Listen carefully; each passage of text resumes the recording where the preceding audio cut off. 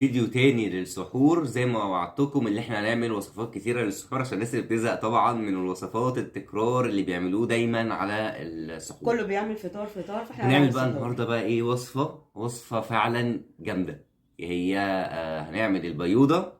اشمعنى احنا كمان ما نختارش اسامي؟ لا، احنا هنختار نخترع، كل ما اسامي نخترع بالظبط. اسامي، فهو احمد اخترع الاسم ده. هو طالما من اسمها اكيد عرفتوا ان هي الوصفة فيها بيض وش كده. يلا بينا بقى عشان نشوف الوصفة او الطاسة دي اتعملت ازاي. تابعوا الفيديو للاخر. اول حاجة هجيبها وهنقطعها الطماطم. هنقطعها شرايح كده. هنشيل اول واحدة دي عشان مش حلو. خلاص، هبتدي برضو على جنب كده هقطع الفلفل. فلفل الوان، عايزين تحطوا فلفل اخضر حطوا فلفل اخضر، عايزين تحطوا فلفل سبايسي حطوا فلفل سبايسي.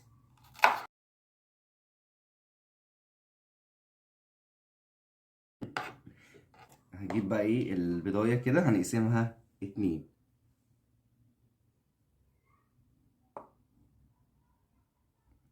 تمام اهو. مش شرط بيض بلدي، انتوا ممكن تجيبوا بيض ابيض عادي، بيض احمر عادي. انتوا ممكن عدد الالفار تجيبوا عدد البيض.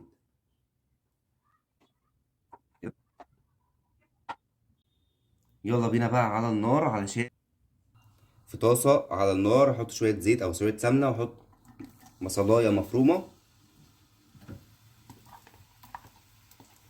نزل كل اللي في الطبق. ونقلب كده نديها بس تشويحة. بعد كده البصلة خلاص خدت لون، ابتدي احط شرايح الطماطم.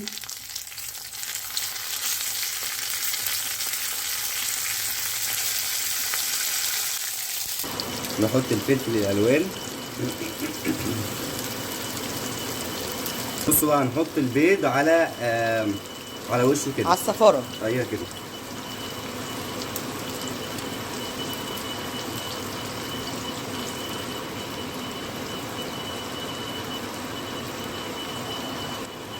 هنسيبها كده على نار هاديه وهنغطي عليها لحد ما بس اما القوطه تسبك.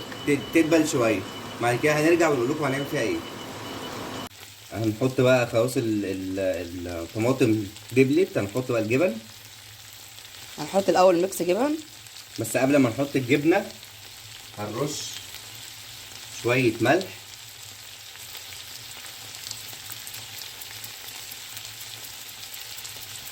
شويه كمون.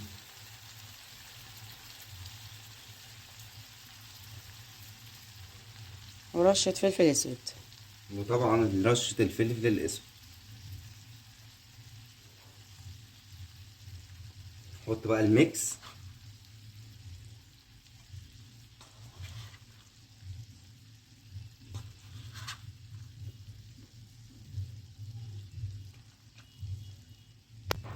نحط الجبنه الموتزاريلا.